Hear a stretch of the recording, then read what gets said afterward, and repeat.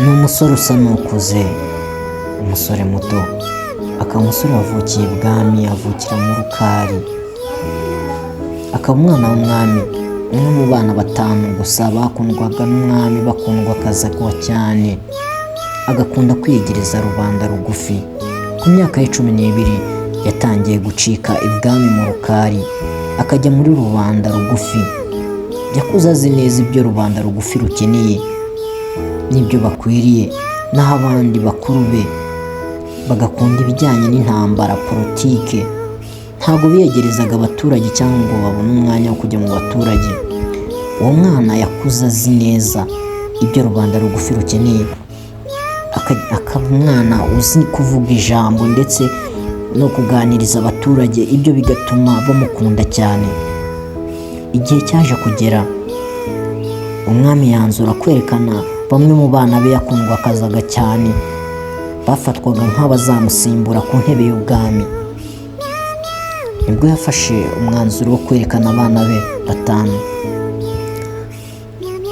Umwe muri ba bana yambaye masike ajya imbere y'abaturage, ku buryo ntawe uri bumumenye cyangwa uri bumurabukwe bitewe n'uko yakundaga kujya mu baturage. Amasaha yarageze yo kujya imbere y'abaturage. Mu gihe ibirori birimbanije, umwami yahagurukije ba bana be. Bamwe mu bana 3 yakundaga, yizeraga, bafatwaga nk'abakundwakazwa, arabahagurutsa ati nimugende mujye imbere y'abaturage, mujye kuvuga ibyo mushoboye n'ibyo muzabafasha.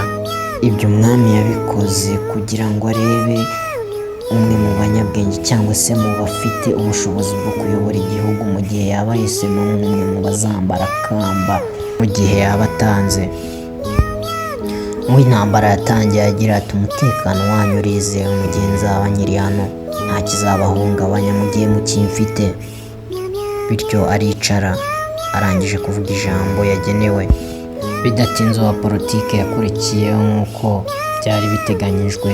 Yatangiye agira ati kubaka ibikorwa remezo ndetse no kubaho neza biri mu biganza byacu, mu gihe tukiri hano nta kizababaho. Umusore wacu nawe yarahagurukijwe, yatangiye agira ati turi abaturage b'iki gihugu, kugikunda no kugikorera nibyo byaduteza imbere.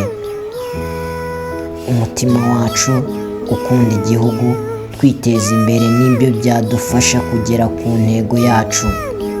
Nta kindi cyadufasha kugera ku byo tugamije kugeraho.